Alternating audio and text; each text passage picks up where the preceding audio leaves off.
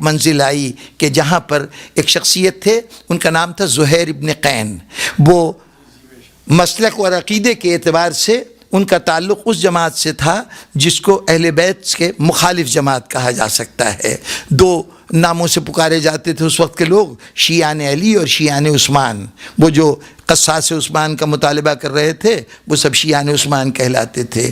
ان کو شیعان عثمان میں سمجھا جاتا تھا، لیکن اللہ حسین اس کا نگاہ انتخاب میں زہیر ابن قین کی کچھ اہمیت تھی کہ زہیر ابن قین کی کوشش یہ تھی کہ وہ اپنا پچھلی 2-3 منزلوں سے ان کا اور امام حسین کا ساتھ ہو گیا تھا. اب وہ طریقہ یہ ہوتا تھا سفر کا کہ دن میں تقریباً 45 سے 50 میل کا سفر ہر قافلہ کیا کرتا تھا. اس کے لیے جب ایک صبح کو ایک خاص وقت پہ روانہ ہوئے ہیں تو ٹھہرنے کا جو مقام آئے گا وہ تقریباً ایک ہی مقام آئے گا. یعنی ایک منزل سے اگر ساتھ ہو گیا ہے تو اب اگلی تمام منزلوں پہ ساتھ ہوتا رہے گا، کیونکہ اگلی منزل جو ہے وہ پھر 50 میل کے فاصلے پہ آئے گی. تو اس لیے وہ قیام وہاں پہ لازمی ہو جاتا تھا.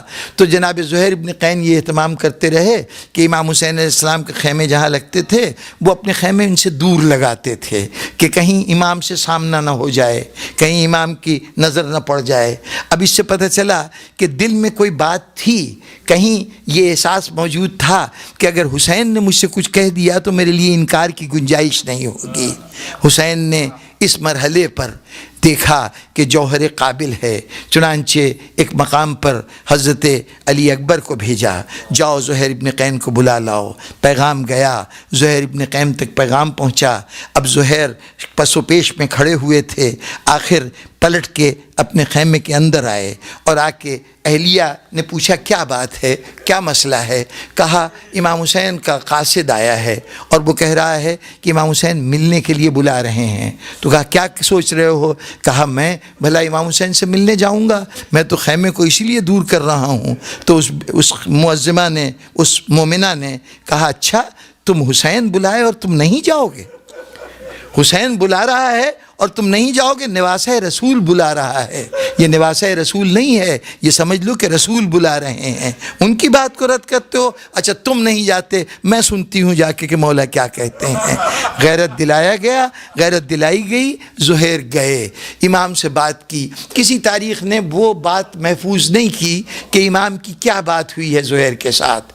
خیمے کے اندر امام نے کچھ بات کہی ہے زہیر کو، لیکن عمل نے بتایا کہ کوئی سبز باغ نہیں دکھایا گیا، کوئی روشن مستقبل کی امید نہیں دلائی گئی ہے. کیونکہ وہاں سے پلٹے، واپس آئے.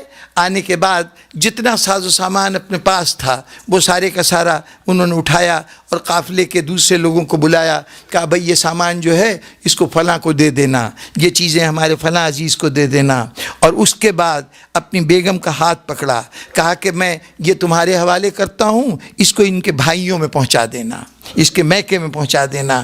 ایک مرتبہ بیگم پریشان ہوئی، کیا بات ہے، کیا کر رہے ہو؟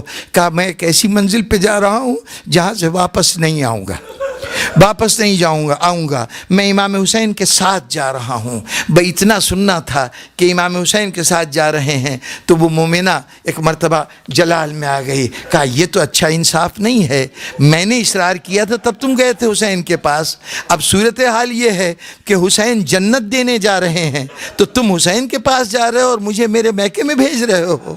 جہاں زینب ام کلثوم ہوں گی وہاں میں بھی ساتھ رہوں گی، مجھے بھی ساتھ لے چلو. چنانچہ یہ میاں بیوی یہ آ کے لشکر حسینی میں شامل ہو گئے. اور پھر زہیر ابن قین بعد میں ان کی جرأت و ہمت کے بھی واقعات ہیں اور ان کے قربانی کی بھی بڑی داستان ہیں. بہر طور یہ منزل گزری.